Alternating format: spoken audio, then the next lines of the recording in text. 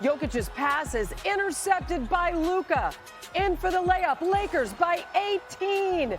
And on the very next possession, Luka dribbling through two Nuggets defenders, puts up the floater, finishes with 32 points, 10 rebounds, 7 assists.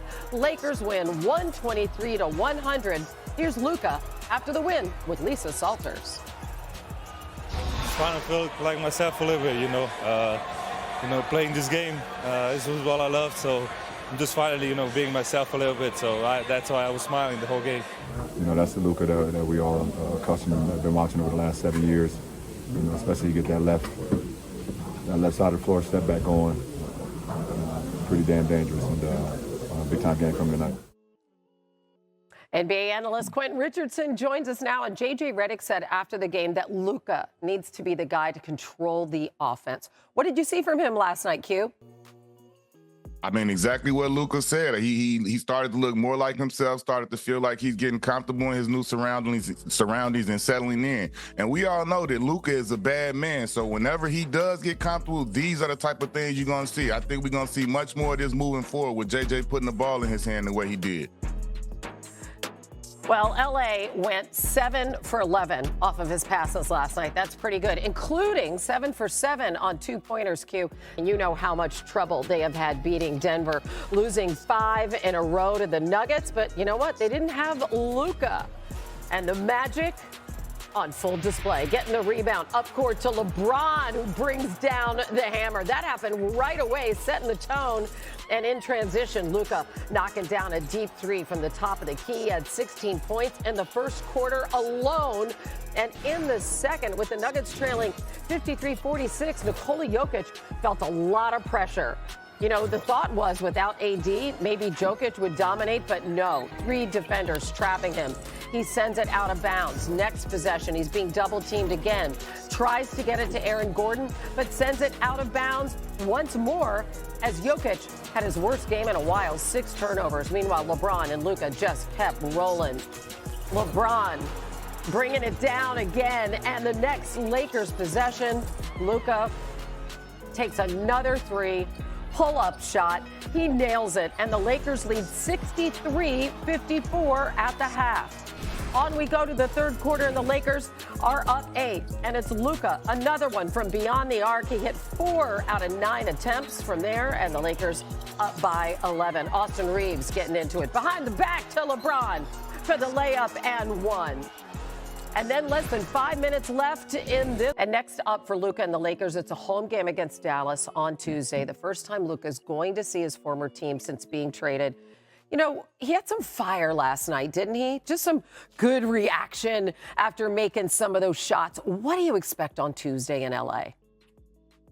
I think this was right on time, man. You got to take your hat off to J.J. Redick and the staff for going into the break and figuring something out and coming out of the break with a game plan where they giving Luka the ball and making him more comfortable, making him the focal point. And with him leading the way and having a game like this right before the Dallas game, anybody who played and who's left the team and had to play against their old team, you see red when you see them. So with him having this 30-point game and giving you some of those looks when he's hitting shots, sneering at the crowd, sneering at the bench, that's the Luka we know, and this is right on time for the game going into Dallas, because when you play against your old team, I don't care what happens on Monday. It won't be because Luka isn't trying. He's going to try and give them 40. I know that.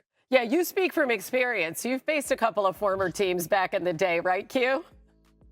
Absolutely. Whenever you play against your old team, I don't care what your role is or how many points you average, you try and turn it up. You break a few plays, you take a few extra shots, and you try and get your game off against your old team every time. Going to be a lot of fun to watch. Lakers 4th in the West, just percentage points ahead of Houston. Q, we'll see you back in a bit. Thanks. Take a little Hollywood flair to Denver last night. Co-stars Luka and LeBron putting on a show and establishing right away that was going to be the case.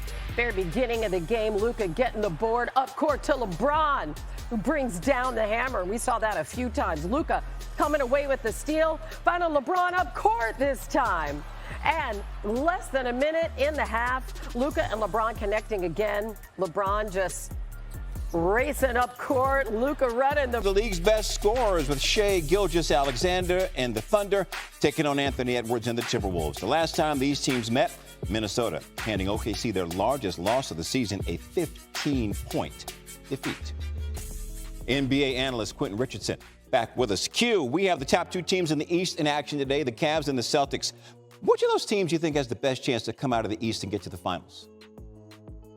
Jay, I know the Cavs have been leading with the best record wire to wire, but I'm going with the champs. I'm still going with Boston. I feel like they've been there. I feel like they know what it takes. And I feel like they're pacing themselves this season. I feel like they're starting to ramp up, and in this second half, we're going to see that. But more importantly, I have SGA as my MVP, but I still feel like Jason Tatum has been totally disrespected this whole season with the numbers he's putting up and the season he's having, leading his team in so many categories, and not to get the credit that he deserves. I don't know what it is. I don't know what more we want from Jason Tatum. He's the perfect role model. He's a ball on the court. He gives you no drama, and he shows up. He's available to play, and I don't understand why we don't give him more credit.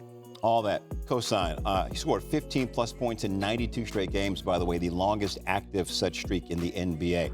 Okay, meanwhile, the Warriors get the Mavs today. Golden State 4-1 since Jimmy Butler got to the Bay. In what ways has Butler made this team better on the court?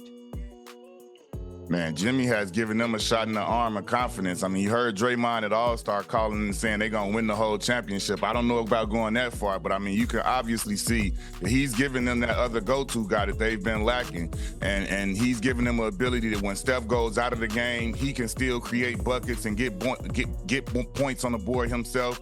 He's gotten to the free throw line as much as anybody has since they've had KD there. So he's giving them a different wrinkle. And we all know that if they get to the playoff Jimmy is one of the best players in the playoffs, bar none. No matter what type of season he has, when he gets to the playoffs, he becomes one of the best players in the entire NBA. A finish. And then in the third, Luka, watch this. He's just going to whip that cross-court pass over his shoulder to the King, who dunks it home. Luka with 32 points, 10 rebounds, 7 assists. LeBron, 25 points, 9 boards, 5 assists. Here's the King on the connection.